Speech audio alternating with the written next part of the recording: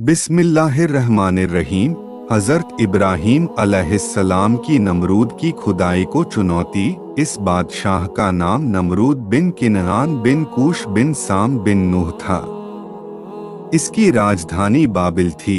इसके नसब नामे में कुछ इख्तिलाफ मतभेद भी है। हजरत मुजाहिद रहमतुल्लाह फरमाते हैं कि दुनिया में पूरब व पश्चिम की हुकूमत रखने वाले 4 हुए, जिनमें से 2 मोमिन हैं और 2 काफिर। हजरत सुलेमान अलैहिस्सलाम बिन दाऊद अलैहिस्सलाम और हजरत जुलकनैन।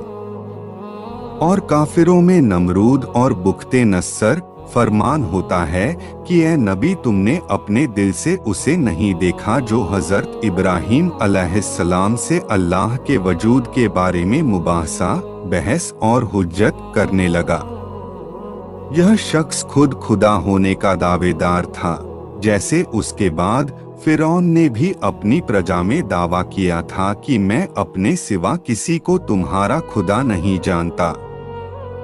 चूंकि एक लंबी मुद्दत और बहुत समय से यह बादशाह चला आता था, इसलिए दिमाग में घमंड और अनानियत पैदा हो गई थी। सरकशी और तकब्बुर, बड़ाई और गुरूर तबीयत में समा गया था। बाज लोग कहते हैं कि 400 साल तक हुकूमत करता रहा था।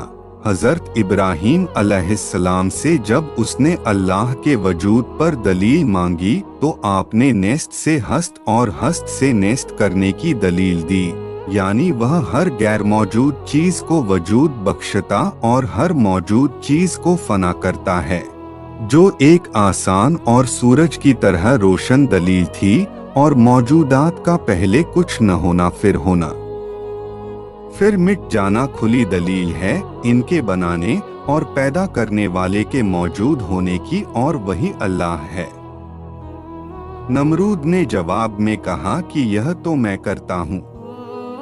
यह कहकर 2 शख्सों को उसने बुलवाया जो वाजिबुल कुल थे। एक को कत्ल कर दिया और दूसरे को रिहा कर दिया। दरअसल यह जवाब और यह दावा किस कदर लचर और बेजान है, इसके बयान की भी जरूरत नहीं। हजरत इब्राहीम अलैहिस्सलाम ने तो अल्लाह की सिफात में से एक सिफ्त पैदा करना और फिर फना कर देना बयान की थी, और उसने न तो उन्हें पैदा किया न उनकी या अपनी मौत व हयात पर उसे कुदरत, लेकिन जाहिलों को भड़काने और बेवकूफ बनाने के लिए और अपनी शान जताने के लिए, बावजूद अपनी गलती और बहस व मुनाजरे के उसूल से भागने को जानते हुए सिर्फ एक बात बना ली। इब्राहीम अलैहिस्सलाम भी इसको समझ गए और आपने उस उपदिमाग के सामने ऐसी दलीलें पेश कर दीं कि बज़ाहिर भी वह उनका मुकाबला न कर सके। चुनाचे फरमाया कि जब तू पैदाइश और मौत तक का इख्तियार रखता है तो तेरा मखलूक पर पूरा इख्तियार और अमल दखल होना चाहिए। मेरे खुदा ने तो यह तशर्रुफ किया है कि सूरज को हुक्म दे दिया है कि वह पूरब की तरफ से निकला करे, चुनाचे वह निकल रहा है। अब तू इसे हुक्म दे कि वह पश्चिम की तरफ से निकले। इसका कोई ज़ाहिरी टूटा फूटा जवाब भी उससे न बन पड़ा और बेज़बान होकर अपनी आजिज़ी का इकरारी हो गया और खुदा की हुज्जत उस पर पूरी हो गई। लेकिन चूंकि हिदायत नसीब में न थी, सही रास्ते पर न आ सका। ऐसे बुरे और मक्कार लोगों को अल्लाह कोई दलील नहीं समझाता और वे हक के मुकाबले में बगले झांकते ही नजर आते हैं।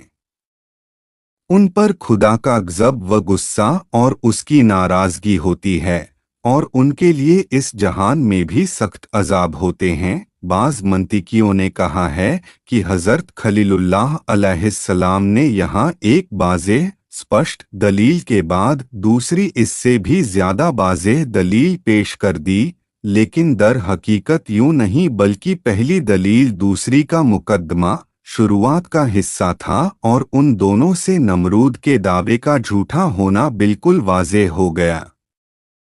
असल दलील पैदाइश व मौत ही है। चूंकि उसका दावा उस नासमझ खाक के पुतले ने भी किया, तो लाजिम था कि जो बनाने बिगाड़ने पर न सिर्फ कादिर हो बल्कि बनाव बिगाड़ का भी खालिक पैदा करने वाला हो, उसकी मिल्कियत पूरी तरह उसके कब्जे में होनी चाहिए। जिस तरह मौत व जिंदगी के अहकाम उसके जारी हो जाते हैं, इसी तरह दूसरे अहकाम भी जारी हो जाएं। फिर क्या वजह है कि सूरज जो कि एक मखलूक है, उसकी फरमाबरदारी और आज्ञा का पालन न करे और उसके कहने से बजाय पूरब के पश्चिम से न निकले। बस इब्राहीम अलैहिस्सलाम ने उस पर इस मुबाहसे और मुनाजरे में खुला गुलबा पाया और उसे बिल्कुल लाजवाब कर दिया। फल्हम्दुलिल्लाह। हज़रत इमाम सुद्दी रहमतुल्लाह फरमाते हैं कि यह मुनाजरा हज़रत इब्राहीम अलैहिस्सलाम के आँख से निकल आने के बाद हुआ था। इससे पहले आपकी उस जालिम बादशाह से कोई मुलाकात नहीं हुई थी। ज़ैद बिन असलम रज़ी का कौल है कि कहत साली थी, सूखा पड़ा हुआ था, लोग नमरूद के पास जाते थे और गुल्ला से आते थे। हज़रत कलीलुल्लाह अलैहिस्सलाम भी गए, वहां यह मुनाजरा हो गया।